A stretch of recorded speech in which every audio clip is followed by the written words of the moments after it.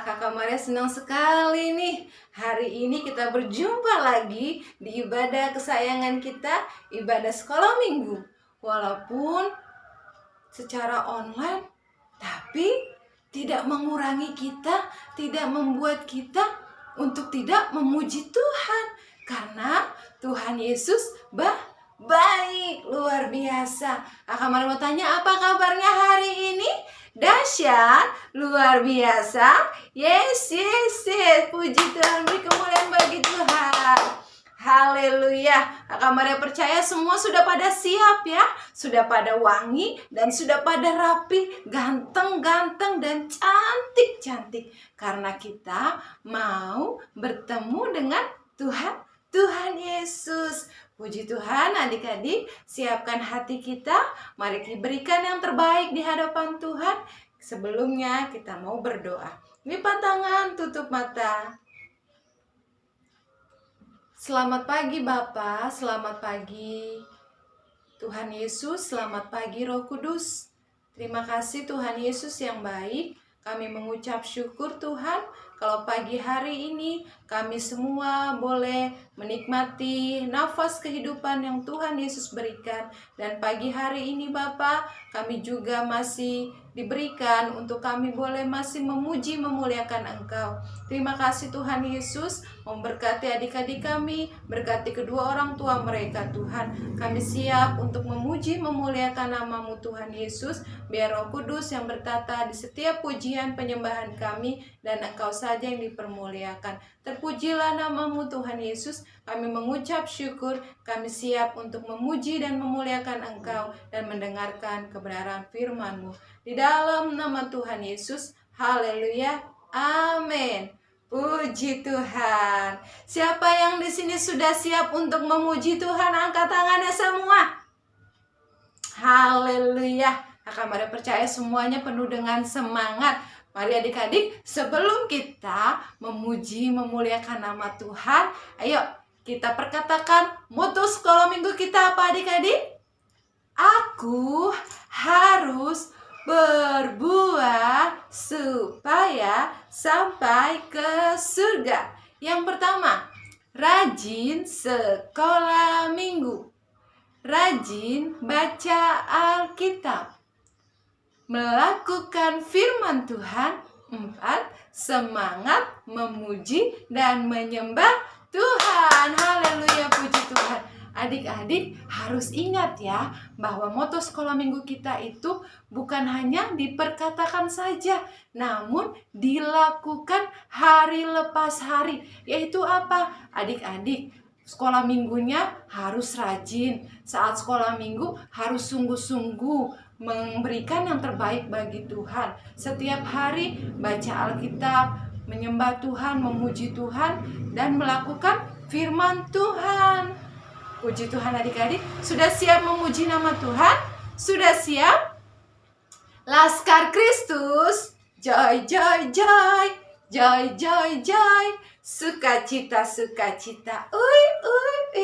Haleluya. Kita mau tengking setiap kuasa-kuasa iblis, setiap godaan iblis, setiap rayuan iblis dengan di dalam nama Tuhan Yesus. Haleluya. Kita mau berani bertampil beda. Haleluya. Semuanya bergerak ya. Ikutin Kakak Maria. Haleluya. Puji Tuhan. Glory, haleluya. Ya. Mana gerakannya? Semua bergoyang ke kiri dan ke kanan. Asik. Kita memuji Tuhan.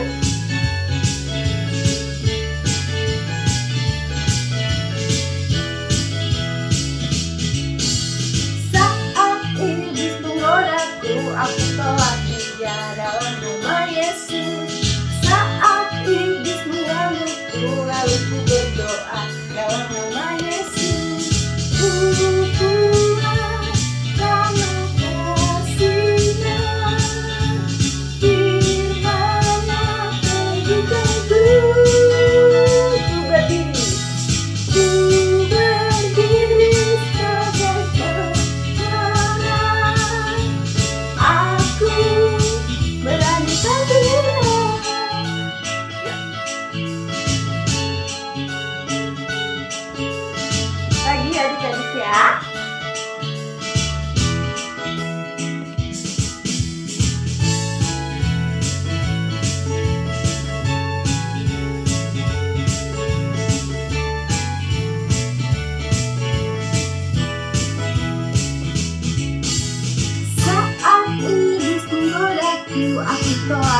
Ya dalam nama Yesus.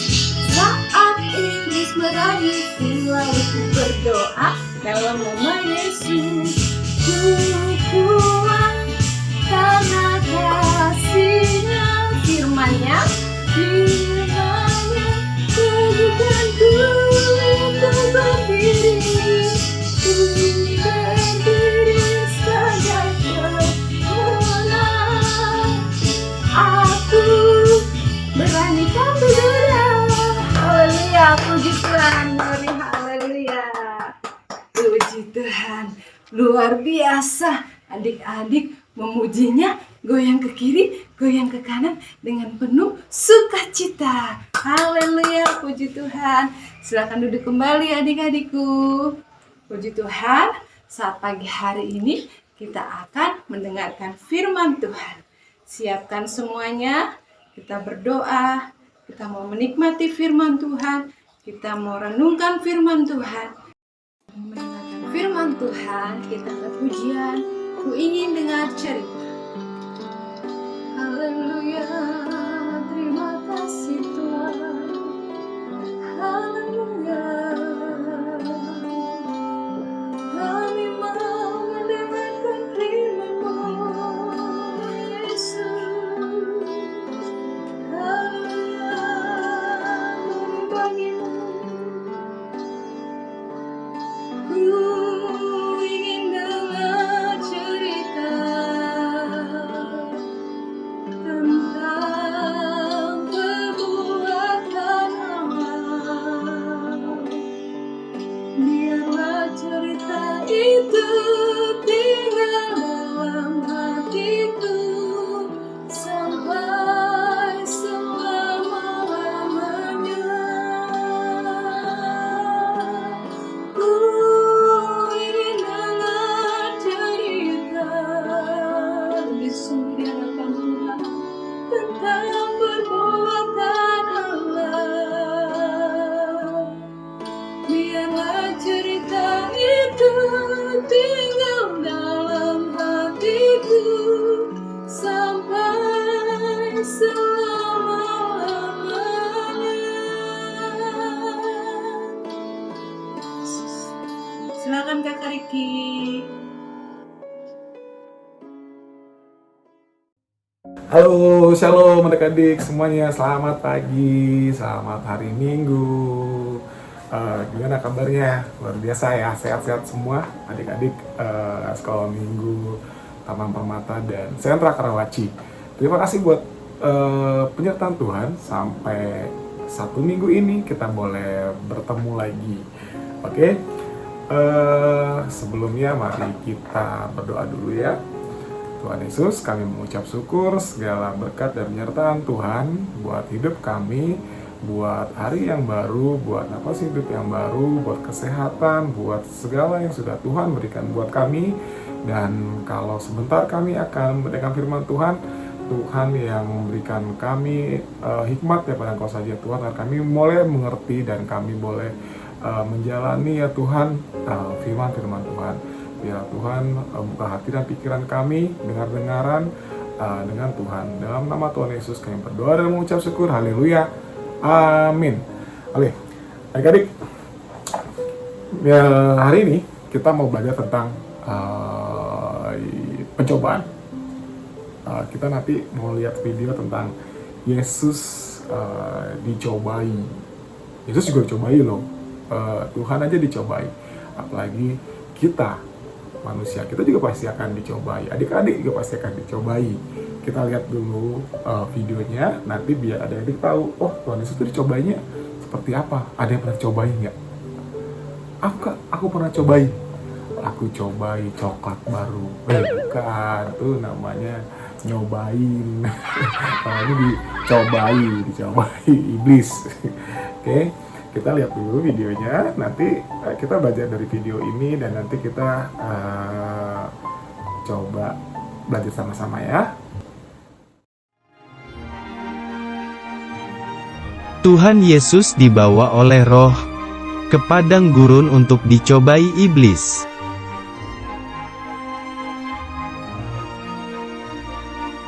Tuhan Yesus berpuasa tidak makan dan tidak minum selama 40 hari 40 malam.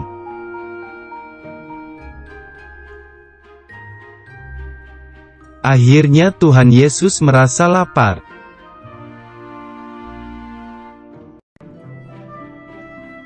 Datanglah iblis dan meminta agar Tuhan Yesus mau merubah batu menjadi roti.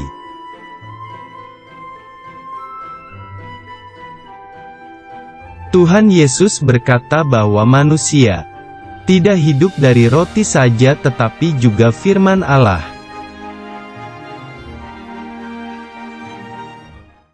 Oke, jadi ceritanya ini diambil dari Lukas 4 ayat 1 sampai 15.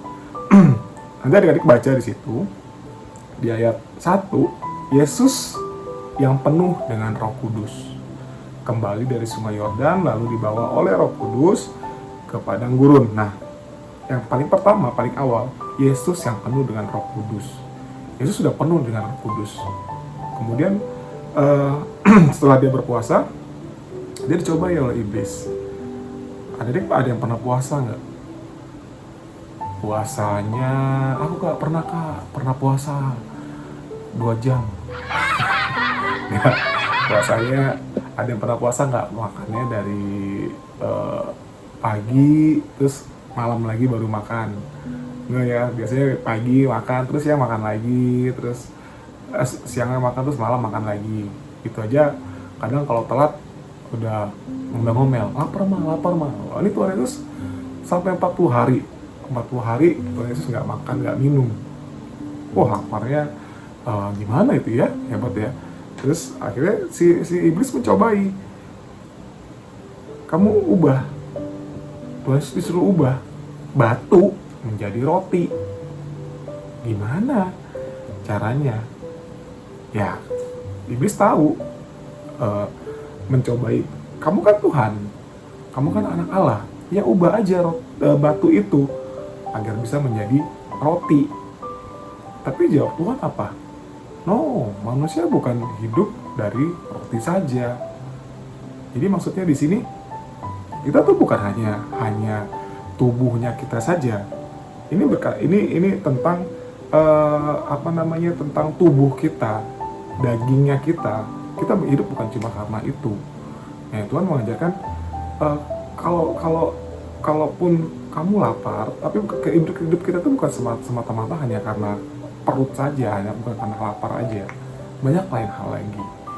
Nah, ada 3 pencobaan Tuhan Yesus di padang gurun. Itu yang pertama, Yesus disuruh ubah batu menjadi roti. Oke, kita lihat yang kedua. Kemudian iblis membawa Tuhan Yesus ke atas bait suci.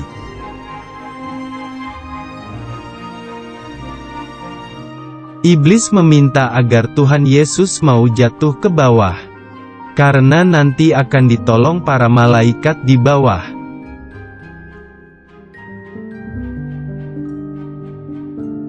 Tuhan Yesus berkata bahwa di kitab suci tertulis, "Jangan mencobai Tuhan."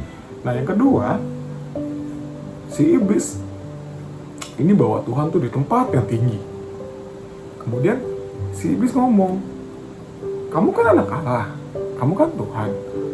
Kamu jatuhkan badanmu, kamu jatuh aja, kamu loncat aja, nanti kamu akan ditolong. Kamu nggak akan nyentuh tuh sampai ke bawah." Tapi Tuhan Yesus ngomong apa? Jangan mencobai Tuhan. Nah, maksudnya gini ya adik-adik, kita nggak perlu loncat dari tempat yang tinggi untuk membuktikan kalau Tuhan itu ada. Tuhan itu memang ada, tapi tidak perlu menjatuhkan diri. Itu kan namanya mencobai Tuhan. Itu kan namanya bodoh. Jadi seolah-olah kayak adik-adik, ya tuh ada pisau tuh, kamu iris aja tanganmu, kamu nggak akan luka. Kan ada Tuhan melindungi kamu. Ya nggak begitu juga kan. Ya, itu yang kedua. Tadi yang pertama, Yesus dicobai secara tubuhnya dia. Karena dia lapar, dia diminta untuk berubah batu menjadi roti. Kemudian yang kedua tadi barusan Yesus dicobai diminta untuk loncat. ternyata juga Tuhan Yesus juga nggak mau. Oke, sekarang kita yang terakhir, yang ketiga, pencobaannya seperti apa? Iblis membawa Tuhan Yesus ke gunung tinggi, lalu menunjukkan kemegahan kerajaan dunia.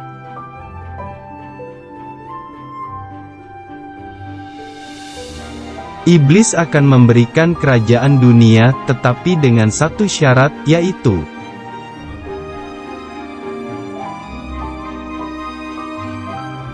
Iblis meminta agar Tuhan Yesus mau menyembah iblis.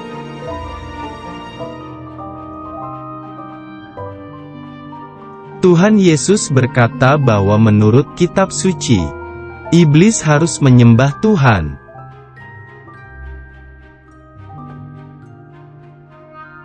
Akhirnya iblis kalah dan pergi meninggalkan Tuhan Yesus.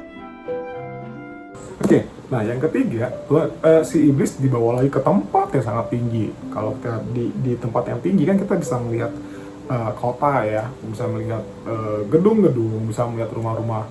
Nah, si iblis juga mengangkat Tuhan Yesus itu di tempat yang tinggi. dia dikasih lihat kemegahan kerajaan dunia, kemegahan gedung-gedung. Nah, iblis ngomong, kalau kamu mau menyembah aku akan kasih semuanya ini untuk kamu. Syaratnya itu tadi, kamu harus mau menyembah aku, kata iblis kepada Tuhan Yesus.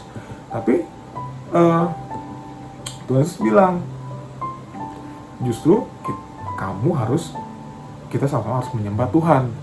Tuhan Yesus nggak mau tuh untuk menyembah iblis agar bisa mendapatkan kerajaan dunia.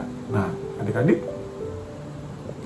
Tuhan Yesus di sini juga mengajarkan hidup kita itu bukan untuk kerajaan dunia, justru hidup kita itu untuk kerajaan surgawi. Jadi itu tadi 3. Jadi yang pertama tentang tubuh ya. Hidup kita bukan hanya semata-mata tentang kedagingan, tentang perut kita saja, bukan tentang makan. Terus yang kedua, kita tidak boleh mencobai Tuhan. Kalau saya kan ada Tuhan, saya yaudah makan aja sebanyak-banyaknya, makan aja apa adanya, toh juga ada Tuhan. Nggak gitu konsepnya. Saya terjun aja dari tempat tinggi, nanti ada Tuhan kok yang melindungi. Nggak gitu ya.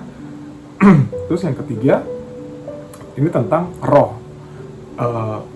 Tuhan Yesus mengajarkan kita tentang hidup kita bukan hanya melulu tentang hal duniawi, tentang kemegahan. Hidup kita harus tertuju pada kerajaan sorga.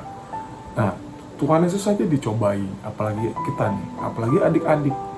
Wah, pencobaannya pasti ada. Ada nggak yang pernah dicobai? Misalkan apa ya contohnya ya? Misalkan Grace pernah dicobai nggak? Misalkan